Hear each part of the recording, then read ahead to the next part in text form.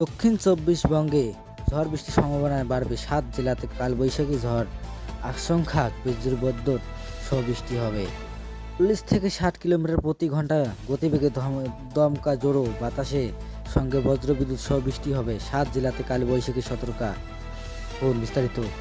দক্ষিণবঙ্গে ঝড় বৃষ্টির সম্ভাবনা বাড়বে, তবে উত্তরবঙ্গে ঝড় বৃষ্টি হলে তা প্রভাব কমবে। আজ সোমবার দক্ষিণবঙ্গের সব জেলাতে বজ্রবিদ্যুৎ সহ ঝড় বৃষ্টির আশঙ্কা রয়েছে। ৪০ থেকে ৬০ কিলোমিটার প্রতি ঘন্টা গতিবেগে দমকা ঝোড়ো বাতাসের সঙ্গে বজ্রবিদ্যুৎ সহ বৃষ্টি হবে।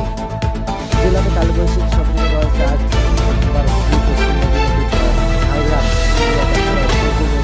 পশ্চিম বর্ধমান জেলাতে কালবৈশাখীর সতর্কতা রয়েছে। বঙ্গের সব জেলাতে ঝড় বৃষ্টির সম্ভাবনা, ভারী বৃষ্টি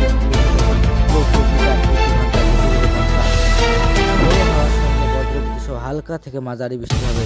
রাজ্য জুড়ে তাপমাত্রা ৩ থেকে ৫ ডিগ্রি সেলসিয়াস কমবে আগামী ৩-৪ দিনে। দিকে ঝড় বৃষ্টির সম্ভাবনা বাড়বে, বজ্রবিদ্যুৎ সহ বৃষ্টির সঙ্গে দমকা ঝোড়ো বাতাস বইবে। মঙ্গলবার পর্যন্ত ঝড় বৃষ্টির সম্ভাবনা বেশি থাকবে।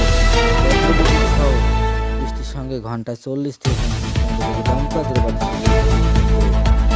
এদিকে রাত্রে তাপমাত্রা অনেকটা প্রায় ৮ ডিগ্রি সেলসিয়াস বেড়েছে। সর্বোচ্চ তাপমাত্রা স্বাভাবিক সামান্য নিচে হলেও সর্বনিম্ন তাপমাত্রা বাড়াতে তাপমাত্রা স্বাভাবিক বেলা বাড়বে।